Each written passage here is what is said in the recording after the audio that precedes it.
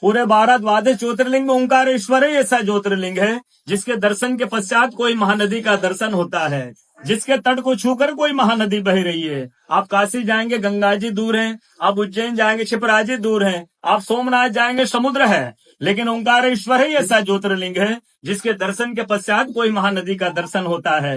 वो महानदी है रुद्रदेहाय विद्महे मैं कलकन्याज धीमहि तन्नो नर्मदा प्रचोदयात्। भगवान शंकर की देह से पसीने के बूंद से निकली है माँ नर्मदा। भारत वर्ष में जितनी नदियां हैं सब उत्तर दक्षिण दक्षिण उत्तर की ओर बहती है, लेकिन माँ नर्मदा उदय से अस्सी की ओर बहती है, पूरब से पश्चिम की ओर बहती है। भारत वर्ष में जितनी नदियां हैं उसमें नर्मदा ही नदी ऐसी है जिनके जितने कंकर हैं सब शंकर है।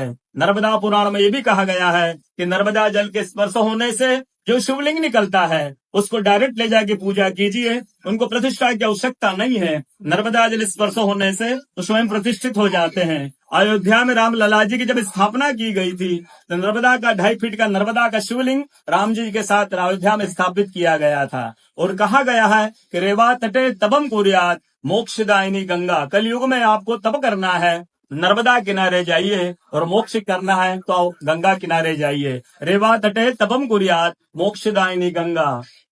तो नर्मदा किनारे एक संत का तपस्या संत का अनुभव बताता हूँ जो वर्षों से नर्मदा किनारे रहे हैं। जब वो देखते हैं सुबह 3 से 4 बजे ब्रह्म मुहूर्त में एक कोई माई आती है, नर्मदा स्नान करके लौट जाती है। संतों को जिज्ञासा हुई कि मैं वर्षों से इस माँ को देख रहा हूँ, नर्मदा स्नान करके लौट जाती है। संत ने कहा कि कल मैं माँ से पूछूंगा, स्नान करके लौटेगी। वो माई सुबह 3 से 4 बजे ब्रह्म मुहूर्त में स्नान करके लौट रही थी। संत ने देखा माई स्नान करके लौट रही है। संत दौड़ते गए, माँ को साष्टांग दंडवत प्रणाम करके पूछा, है माँ मैं वर्षों से आपको देख रहा हूँ, अब नर्मदा स्नान करके लौट जाती है, माँ अपना परिचय दीजिए। तो माँ अपना परिचय देती है, मैं गंगा हूँ, कलयुग में शुद्धिकरण के लिए नर्मदा स्नान करने के लिए आती हूँ। बोलो गंगा मैया की जय, नर्मदा मैया की जय, ओंकारेश्वर भगवान की जय, आज के कथा के आनंद की जय, भक्त और भगवान की जय।